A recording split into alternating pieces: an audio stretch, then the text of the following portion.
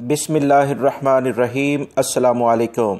सिरात मुस्तकीम news channel के ज़रिए आप तमाम हज़रात से एक अहम ख़बर शेयर की जाती है कि सऊदी अरब में वो तमाम गैर मुल्की अफराद जो कि कर्फ्यू पासिस का इस्तेमाल करते हैं या वैसे जब कर्फ्यू नहीं होता अपने घर से ख़रीदो फ़रोख्त के लिए निकलते हैं, तो आप तमाम हज़रात को मुतला किया जाता है कि सख्त चेकिंग ऐसी सूरत में होगी जिसमें आपको शायद आइडिया नहीं होगा कि अचानक आपके सामने पुलिस आकर आपको चेक करेगी या दीगर सिक्योरिटी इदारे आपसे आपका अकामा तलब कर सकते हैं। लिहाजा वो तमाम गैर मुल्की अफराद जो सऊदी अरब में रहते हैं हर सूरत में इस बात को यकीनी बनाएं कि अपना अकामा रूम से निकलते वक्त लाजमन अपने पास रखें।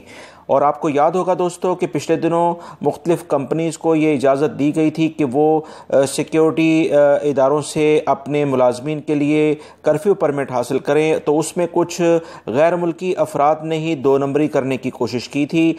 उसके बाद सऊदी हुकूमत ने सारे के सारे जो कर्फ्यू पासिस थे उसे कैंसिल कर दिया था और तमाम का तमाम सेटअप ऑनलाइन वजारत दाखिला के कंट्रोल में दोबारा से दे दिया गया था, जिसके बाद बहुत सारे जो गैर मुल्की अफराद हैं उनके काम भी रुक गए थे और ये गैर मुल्की अफराद ने अपने लिए खुद ही मुश्किलात पैदा कर लीं।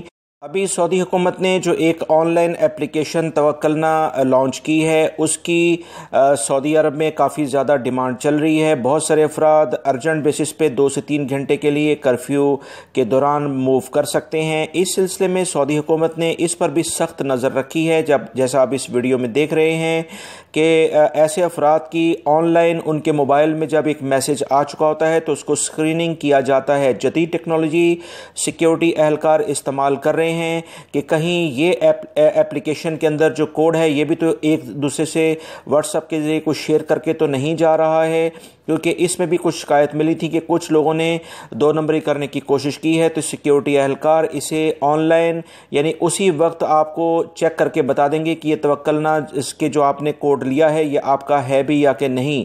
लिहाजा वो तमाम गैर मुल्की अफराद जो कि इस तरह की हरकत करते हुए पकड़े गए तो याद रखें 10,000 रियाल तो कर्फ्यू की खिलाफ वर्जी पर जुर्माना होगा और इसके अलावा धोखाधड़ी के लिहाज से जो जुर्माने होंगे वो इससे कहीं ज़्यादा होंगे। लिहाजा बहुत एहतियात करें, किसी भी तौर पर गलत काम करने की कोशिश ना करें। याद रखें गलत काम का नतीजा हमेशा गलत होता है। ये कुछ अहम इत्तलात आई थी जो आपसे शेयर की गई हैं। अहम तरीन वीडियोज़ के लिंक आप देख रहे हैं, वीडियोज़ लाजमी देखिएगा। आपके कीमती वक्त का बहुत बहुत शुक्रिया। अस्सलाम।